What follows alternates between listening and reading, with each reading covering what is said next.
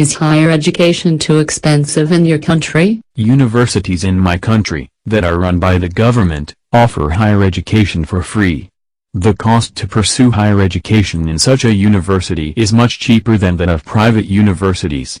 However, the number of students seeking to enroll in post-graduation courses is much higher than the actual number of seats offered by the state-run universities and colleges. As a result, many students, mostly from affluent families, get admitted to private universities and pay a hefty tuition fee. Should all students pay for their university education? Why? I do not think that the university cost should be paid solely by the students and their guardians. Since the government allocate budget for the education sector and a major portion of it goes for higher education and research facilities, state-run universities must offer free education. On top of that, the government has a responsibility to spend the taxpayers' money in social welfare, and free or cheap education should be a top priority. What advantages do universities bring to the society? Is it the same in your country? Universities are the lighthouse of society, and they produce enlightened citizens who lead the country. Universities not only educate the youth and prepare them for their future, but also carry on important research works that benefit the society as well as the country. For instance, many inventions and medicines that we are familiar with were actually the results of university projects and research. Thus, universities serve both the society and the country in numerous ways that have a direct correlation with the overall development of a nation. I am proud to say that universities in my country also play the same role. Which is more important, research or teaching? Why? I think that's a tough question to answer. However, my personal opinion is that both are required. While proper teaching ensures that young students are getting the education they need to prepare themselves for future research works, on the other hand, help solve practical problems and contribute to the advancement of the country. I also feel that more students, along with the teachers, should be involved in research works in our universities. How should students spend their summer vacations? I do. Did you spend it? I personally feel that long vacations should be spent wisely. Since students have more than 2 months during their summer vacations, they should plan prior to the vacation to make the best out of it. They can travel for 1 to 2 weeks, get involved in some sort of paid job to gain some practical experience, enroll in skill development courses, study the subjects they find challenging, and can do some voluntary works for the community they live in. I usually plan well ahead of the vacation, and so far I have traveled extensively, done some part-time jobs, read many books, visited my grandparents, and taken 3 skill development courses including a language course during my summer vacations in my college. Next year I am planning to visit Italy for a couple of weeks and take a graphic designing course. What are the advantages of private universities than public universities? From my personal experience, I can say private universities are more disciplined and update their curriculum frequently to make the course more useful to the students. The study environment in a private university is often better, as the authority does not allow politics or such activities there. Many private universities have better labs and research facilities, which is an added advantage. Since they finish the course within the speculated time frame, they help students avoid session jam and start their career early. Harvard, Yale, Stanford, MIT are a few of the world-renowned private universities which have maintained an excellent academic environment and research works, and show how some private universities could indeed be better than many public universities. Do you generally read a lot of books, or do you prefer watching TV? Why? I prefer reading books over enjoying random programs on television. However, that does not mean that I hate watching TV. I just feel that reading is a far better habit than watching TV. Every book gives us the opportunity to learn something new. The time spent on reading a book is more constructive. I can't say the same for the TV. We often watch TV to kill our time and end up surfing through channels rather than watching something meaningful. What kind of books are considered good reads in your opinion? I believe books that are suitable for a reader's age and does not contain any hate speech or offensive materials are a good choice. Generally speaking, if a book can grab readers' interest, makes them think, or helps them learn something new, then it is a good read. For me, a captivating story and character development in it are always key indicators for a good read. However, I often enjoy books simply because they are educative and are based on real events. Do you think that people read nowadays as they did in the past? I believe we always had readers in our society and we still have who enjoys reading books more than any other activity. However, the way people read in the past has changed. We now have digital devices to read books and the internet to download and read any book we like. These days the young generation seems more interested in technology than books, but as I have said, we still have a good number of readers who use the technology to read books of their favorite writers. Online platforms also enable us to express ourselves about a writer and her books more openly. Do you regard famous writers as good role models? If we consider famous writers in general, they are better role models for us than many politicians, celebrities and athletes. However, we should follow them through their writings, their contribution to society and their good deeds. Not the few who set bad examples in their personal life. Writers have always inspired us and they still do in numerous ways. So if we consider famous writers as our role models, we will have more to gain than to lose.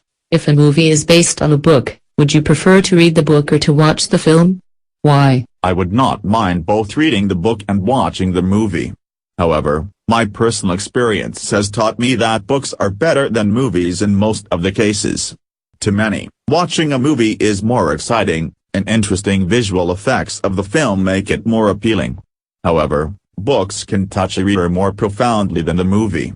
While movies can bring whole worlds to life before our eyes, make characters into living, books ignite our imagination and take us to a world unknown to us, and the journey allows us to feel every experience of the characters, thus leaving a lasting impression in our memory. So, I might skip watching a few good films based on books but would not want to miss those books. Our reading habit changes as we grow up. Why does it happen? As we grow up, we tend to read more, and the reading habit is solely based on our interests than academic requirements. In our childhood, we are so innocent, and thus a fairy tale can take us to a wonderful mythical world.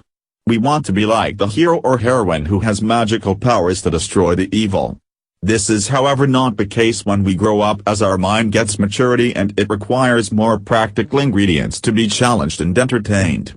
Thus in our adulthood, we want to be like a real-life hero who has no mysterious power but has sheer willpower and determination to face the challenges and change the world, or at least change people around him. Our perspective to view the world around us changes as we grow up, and so does our book choice. How do most people get their news in your country? Thank you very much for this question. Most adults in my country rely on newspapers and television channels for news. However, a good number of office-goers also visit online news portals to find out the news updates and recent events. Young people heavily rely on online newspapers and their preferred social networking platform to get such news. How do you think people will get their news in the future?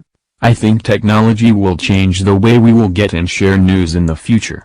Most people will rely on their handheld devices, that are connected to the internet, as the primary source of news and information. Traditional newspapers and news channels, on the other hand, will become less popular in the future because of the time lag between when something happens and when readers get the chance to read or view them. Since mobile devices can offer instant updates, they will be a powerful way of getting news updates.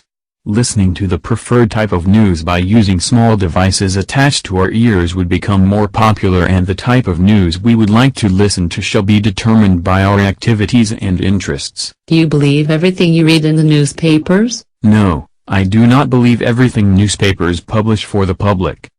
That's why I read newspapers that are mainstream and have strong authority and authenticity. Thus I avoid reading most of the fabricated and fake news which are usually published in less authoritative and unreliable newspapers. I am also wary of politically biased and sourceless news articles that my friends or their friends share on Facebook and Twitter. Sometimes the process of gathering news is done hastily and irresponsibly, which results in unreliable information even in the mainstream newspapers. In such cases, I try to verify the news from other reliable sources. In fact, The forged and made-up news is all around us, and without being watchful and experienced, we can't recognize lies hidden in plain sight. How has TV changed people's lives? If I am asked what is the single most influential invention that has changed people's lifestyle, my answer would be the television. Television is a mandatory home appliance in all households in my country. It is a source of education, information, and entertainment for many.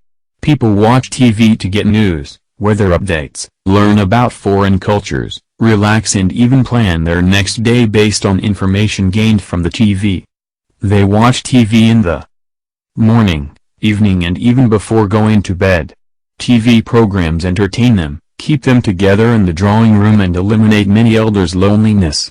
TV stars have shaped fashion. TV advertisements have changed people's purchasing habits, and quiz shows have made many young become more inquisitive. Personally, I believe that television helps to bring families and communities together. However, this device has its dark side as well. State TV channels are often the tool for political propaganda, and people who watch TV too much often suffer from dangerous diseases like diabetes and obesity. What do you think of children watching TV? I think if children watch educative, entertaining, and creative TV programs, then they can learn from it. However, their parents should monitor what their children watch on TV and for how long. Watching TV is beneficial for children in some ways, as it helps them relax and become inquisitive. On top of that, some TV programs provide useful academic knowledge to children. But, if children watch TV all day long, it can harm them both physically and psychologically. Such children lose their interests in outdoor activities and become addicted to TV and video games. How has social media changed the way we get and share the news? Social media is an excellent tool that connects people and let us share updates, news, and information with the people we care. It has made it possible not only to read the news but also to raise our voice and concern. Thus it has made a common platform for ordinary citizens to express themselves and their opinions about the world. Getting and sharing interesting news is easier than ever before. However, people's tendency to share news without verifying authenticity has also made it chaotic. For instance, half of the news found on such social media is either fake or fabricated.